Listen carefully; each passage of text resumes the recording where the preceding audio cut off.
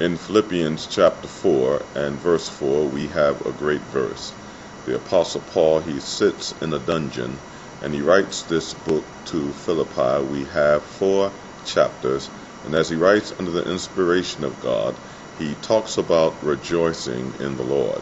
Philippians chapter 4 and verse 4 says to rejoice in the Lord always. And again, I say rejoice. The reality is, it doesn't matter what's going on within our life. If we look to the Lord, we'll discover that the Lord will always give us a reason to be merry.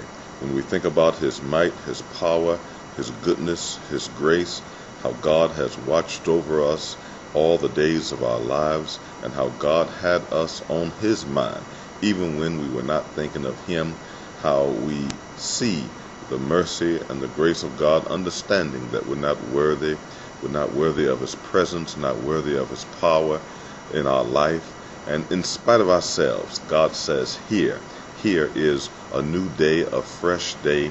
His mercy is wonderful and fresh moment by moment.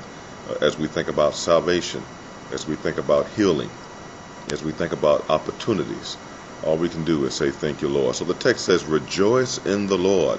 And again, I say rejoice. When we look to the Lord, doesn't matter what's going on in our life, God will always give us a reason